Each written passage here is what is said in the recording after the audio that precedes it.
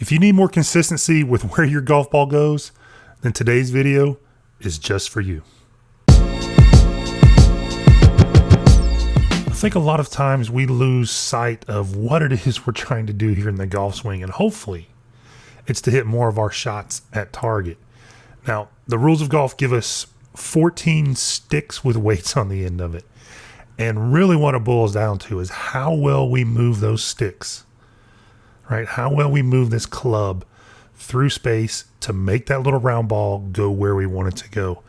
And I know certainly in our side of the industry, and certainly with golfers, we often lose sight of that simple task, right? We get so consumed with the body moving here, the body moving there, that a lot of times we forget what it is that we're trying to do with the club. And I think a lot of golfers, because of that, don't have a super clear understanding of what the club needs to be doing. And that's the goal of this video.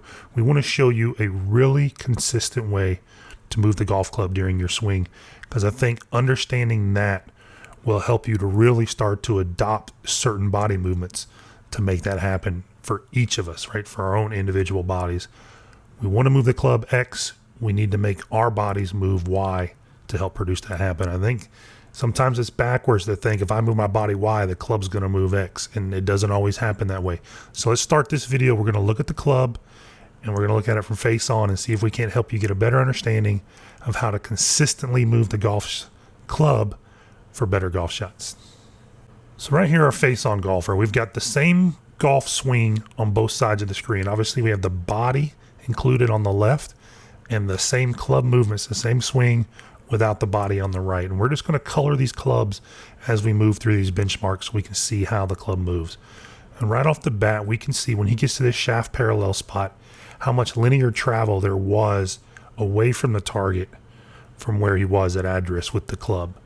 And then as we scroll him up to where the shaft becomes vertical, you can see it's just past left arm parallel. We can see how it's kind of keeping this theme of these right angles intact. And then if we take him up to where his top of the backswing is, if he had a parallel to the ground top of the backswing, it would basically form a pretty true square there. But it's really interesting to see the club move in these kind of right angles as the body is making all these curves to produce that. So again, it goes back to looking at what the club's doing, not necessarily what we're trying to do with the body. And then as this golfer starts down, as the club starts down, we can see the club kind of pivot around itself right around the midpoint of the shaft here. And then as it starts to scroll down, we can see how much more forward and dynamically tilted the shaft is, hopefully, on the downswing than it was at impact. And we're going to see something really cool here. And again, that mimics where the golfer is moving his pressure and where the golfer is moving his mass. It's moving down and forward. You can see that represented in the club. And then what's pretty interesting, and we see this quite a bit, is this impact shaft tilt, this shaft lean at impact, pretty much matches up that left arm parallel spot on the downswing. And we see that a lot, actually. And I don't know how useful that is. It certainly can help you if you're looking at your swing, but we see that correlation quite a bit. So let's take a look now at the down the line view. Again, this is the other common view most golfers see their swings from. And we'll put our money line. If you haven't seen that video, we'll put a link here at the top. The money line video just basically represents a reference line of the elbow plane covering both the heel and the toe of the club, just as a reference here. So we're watching this video. And again, we've got a golfer on the left, the same club, the same swing we've already looked at on the right. And as we get him started, we can see right off the bat how the handle works up as the club head's working back. And this golfer plays just a small fall right ball, so his club is just slightly above his hand. A drawer would have it just slightly under the hand. And we take him on up to where the shaft was vertical. We can see now he's just starting to ride up above that plane. And as we go to the top, we can see where most golfers live is just right off the plane at the top, very common. And as we start coming down, you can see there's not a lot of movement from this angle. And then this is shallowing. So the plane, right, that yellow line is shallow. It's shallow enough to hit consistent golf shots.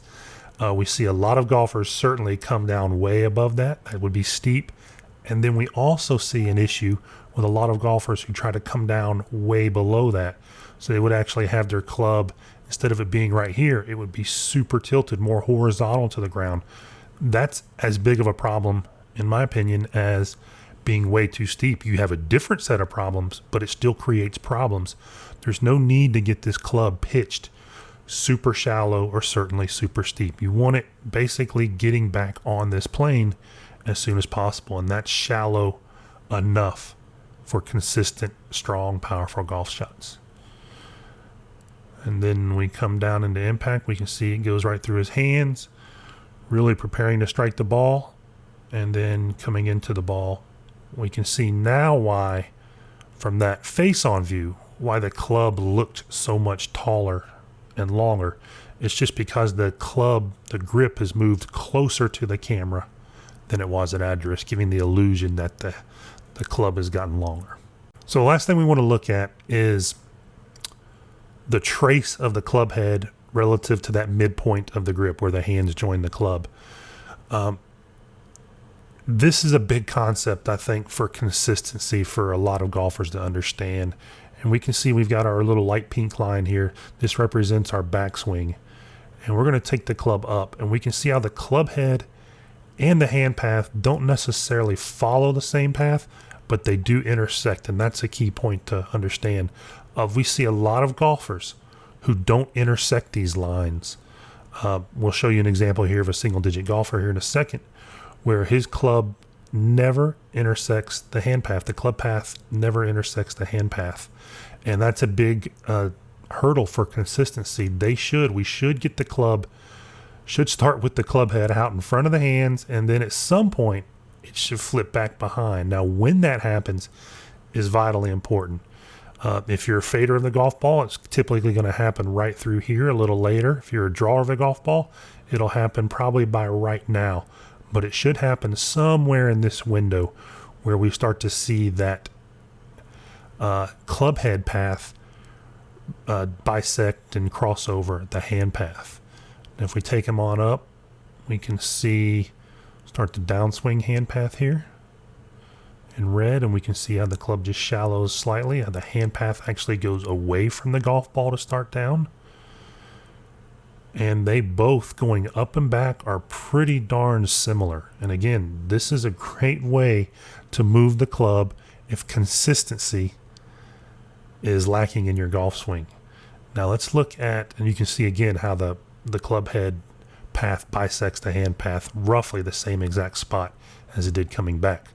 Now let's look and compare this with a single digit golfer. So a good player, and these two golf swings, these two golfers here were hitting at the same target from the same location.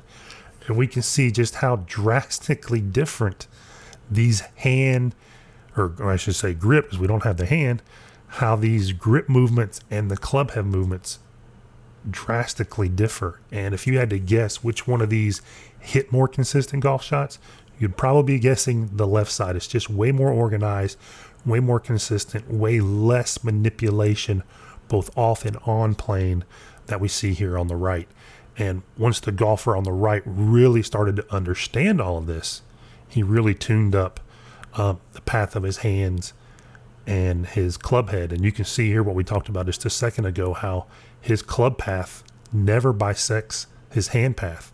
And that created a big issue with this guy. He's, again, single digit golfer, but like all single digit golfers, you have that 1, 2, sometimes 3 blow up holes.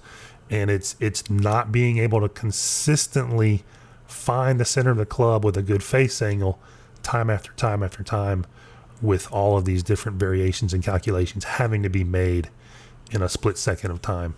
The more you can move this club consistently up and down the plane, both with the hand path and the club head path, the more consistent your golf shots will be.